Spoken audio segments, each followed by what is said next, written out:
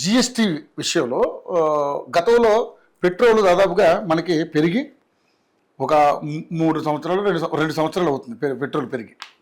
ఆ పెట్రోల్ని అలాగే కొనసాగిస్తూ ఉన్నారు. అది ₹100.750 వచ్చి ఆగిపోయింది. సో దాని విషయంలో అక్కడ ఎందుకంటే సరే దాన్ని ఎందుకు తగ్గలేదు ఏంటి అంటే దానికి సంబంధించినటువంటి డిస్కషన్స్ జరిగాయి. అప్పుడు ఎలక్షన్స్ టైంలో ఉన్నది కాబట్టి దాన్ని అలాగే ఉంచారు. మళ్ళీ పెంచితే పెద్ద ప్రాబ్లం అవుతుందని చెప్పేసి ఎక్కడ వ్యతిరేకత వస్తుందన్న ఉద్దేశంతోనో లేకపోతే ఇంకో రకమో సరే ప్రతిపక్షాలు విమర్శిస్తూనే ఉంటారు. దాన్ని అలా పెట్టి కానీ ఇప్పుడు జిఎస్టీ విషయంలో జిఎస్టీ అనేది ఇదివరకు లేదు. మోడీ ప్రభుత్వం వచ్చిన తర్వాత జిఎస్టీ ఏర్పాటు చేయడం జరిగింది. దానివల్ల కేంద్ర ప్రభుత్వానికి ఎంతో కొంత సమకూరత ఉంది. దానివల్ల పారదర్శకమైనటువంటి వ్యాపారాలు జరుగుతూ ఉన్నాయి, ట్రాన్స్పోర్ట్ అన్నీ కూడా మంచి జరుగుతూ ఉన్నాయి అంటూ రకరకాల స్పందనలు అయితే వస్తూ ఉన్నాయి. కానీ ఇప్పుడు జిఎస్టీ తగ్గింపు ఏంటి, దీనికి గల కారణం ఏంటి అంటే ఇది మంచి కావచ్చు కానీ దీని మీద రకరకాల విమర్శలు చేస్తూ ఉన్నారు ప్రధాన ప్రతిపక్షాలు. ఏంటి దీని గురించి? డెఫినెట్గా రవి గారు, ముందుగా నవరాత్రులు మొదలైన సందర్భంలో తెలుగు ప్రజలందరికీ కూడా నవరాత్రి శుభాకాంక్షలు. అదేవిధంగా పండుగ వాతావరణం ఏదైతే వచ్చిందో ఈ పండుగ వాతావరణం ఈ 9 రోజులు ఏదైతే మనం మరి ఏ విధంగా అయితే మనం ఆరాధించుకుంటాం అమ్మవారిని, అలాగా ఈ పండుగ వాతావరణంలో ప్రధానమంత్రి నరేంద్ర మోడీ గారు ఇంకొక పండుగ చేసుకోమని చెప్పి మరి జిఎస్టీ 2.0 తీసుకొచ్చారు. మనకు తెలుసు జిఎస్టీ తీసుకొచ్చినప్పుడు జూలై 2017లో ఆ తీసుకొచ్చినప్పుడు అప్పట్లో చాలా మంది జిఎస్టీ ఎందుకు తీసుకొస్తున్నారు అందరూ చాలా వరకు వ్యతిరేకించారు. కానీ తీసుకొచ్చిన తర్వాత దాన్ని ఇంప్లిమెంట్ చేసే విధానంలో ఏ విధంగా పారదర్శకంగా మీరు ఇంతకుముందు అన్నట్టుగా ట్రాన్స్పరెంట్ గా ఒక మంచి ఆలోచనతో తీసుకొచ్చారో ఇప్పుడు కనపడతా ఉంది, అందరు కనపడింది. ఎందుకంటే ఇప్పుడే కాదు ఇంకొక అన్ని రాష్ట్రాలు కూడా ముందుకొచ్చి జిఎస్టీ సమ్మిట్లో పాల్గొనడం, జిఎస్టీ ఏ విధంగా డెవలప్ చేయాలి, ఏ విధంగా తగ్గించుకోవాలి అన్ని రాష్ట్రాలు పాల్గొనేవి. సో తద్వారా రాష్ట్రాలు కూడా ఆదాయం వచ్చేది, కేంద్రానికి కూడా ఆదాయం వచ్చేది.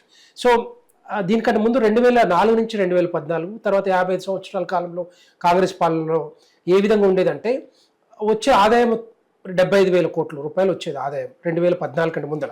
కానీ ఇది తీసుకొచ్చిన తర్వాత జిఎస్టీని స్ట్రీమ్లైన్ చేసిన తర్వాత ఒక ట్రాన్స్పరెంట్ విధానం తీసుకొచ్చిన తర్వాత ఒక డిజిటల్ విధానం తీసుకొచ్చాక మొత్తం దగ్గర 2.5 లక్షల కోట్ల రూపాయలు ఆదాయం సమకూరుతా ఉంది.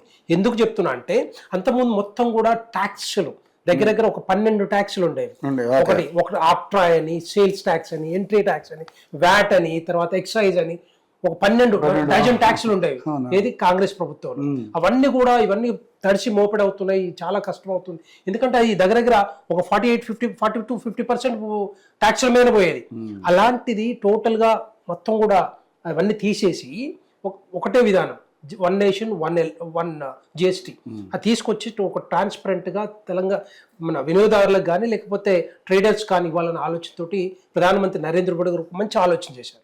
చేసిన తర్వాత ఇప్పుడు ఏమైతుంది, ఆదాయం పెరిగింది, తర్వాత ఆదాయంతో పాటు అభివృద్ధి పెరిగింది, అభివృద్ధితో పాటు సంక్షేమ పథకాలు కూడా అమలు అవుతా ఉన్నాయి దేశం మొత్తం మీద.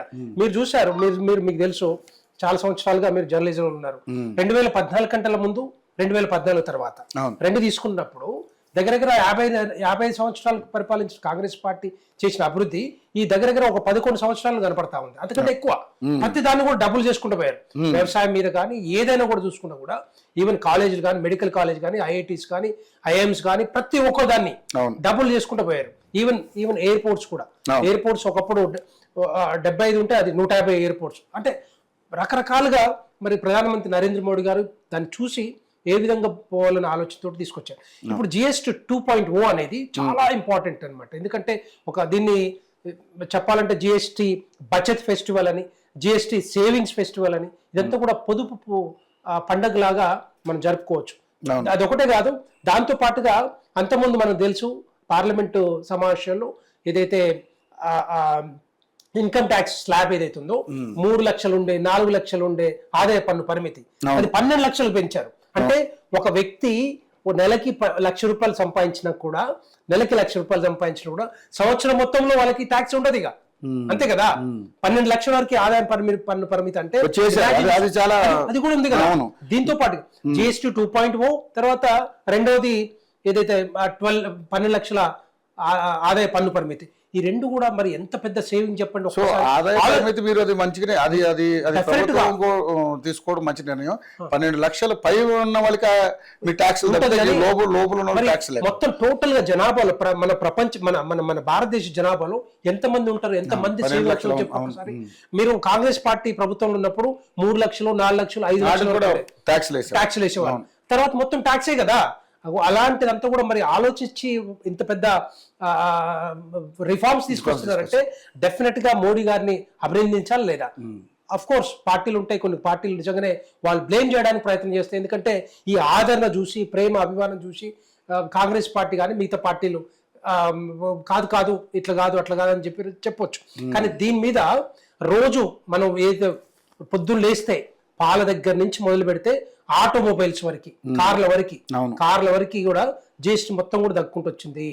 దాంట్లో రెండవది ఏంటంటే టెలివిజన్స్ కానీ, లేకపోతే రెఫ్రిజిరేటర్స్ కానీ, ఏసీస్ కానీ, రకరకాలు తీసుకుంటే ఏది తీసుకున్నా కూడా రెండు స్లాబ్స్, ఇంపార్టెంట్ స్లాబ్స్. ఒకటి 5% చేశారు, రెండవది 18% చేశారు. అంతకుముందు 28% ఉండే, తర్వాత 12%. సో 12% లో ఉన్న వస్తువులు ఏవైతే ఉన్నాయో రోజు వాడే వస్తువులన్నీ, ఆ వస్తువులో 99% వస్తువులన్నీ కూడా 5% తీసుకొచ్చారు. కొన్ని వాటి మీద లేవు. ఫర్ ఎగ్జాంపుల్ ఇప్పుడు హెల్త్ ఇన్సూరెన్స్ ఉంది, హెల్త్ ఇన్సూరెన్స్ కానీ general insurance zero. For example నేను తీసుకుంటే నేను సంవత్సరానికి 40-50 వేల రూపాయలు కడతాను. 50,000 రూపాయలు అంటే దగ్గర మీరు ఇమాజిన్ చేసుకుంటే ఒక 5 ఏళ్ళు 10,000 రూపాయలు, 8 నుంచి 9,000 రూపాయలు నేను సేవ్ చేస్తున్నట్టే సంవత్సరాల్లో. సో అలాంటి వస్తువులు బ్రష్ దగ్గర నుంచి, పేస్ట్ దగ్గర నుంచి, స్టేషనరీ వస్తువులు, అన్ని రకాల వస్తువుల మీద మొత్తం 5% లేదంటే 0 అలాంటి తీసుకొచ్చారు. విద్యార్థులకి కూడా ఇబ్బంది లేకుండా వాటి మీద కూడా, ఈవెన్ వ్యవసాయ యంత్రాల మీద కూడా చేశారు, అలాంటి దాని మీద, ఈవెన్ మెడికల్ ఎక్విప్మెంట్ మీద కూడా. సో అలాంటిది వచ్చినప్పుడు డెఫినెట్ గా హాస్పిటల్స్ కానీ ప్రతి ఒక్కరికి తగ్గుతుంటది కాబట్టి వినియోగదారుల మీద భారం తగ్గిపోతుంది కదా ఆటోమేటిక్ గా. ఫర్ ఎగ్జాంపుల్ ఒక 20,000 మంది, ఒక వ్యక్తి 20,000 సంపాదిస్తున్నారు అనుకోండి, దాని మీద దగ్గర వాళ్ళు 15 నుంచి 2,000 రూపాయలు సేవ్ చేయొచ్చు. 15 నుంచి 2,000 రూపాయలు మంత్లీ సేవ్ చేయొచ్చు. అంటే అంత ఆ విధంగా మరి జిఎస్టీ తగ్గుతా ఉంది. ఇది చాలా పెద్ద రిఫార్మ్ చెప్పాలంటే, పెద్ద సంస్కరణ, హిస్టరీలో లెక్కించవచ్చు చెప్పాలంటే.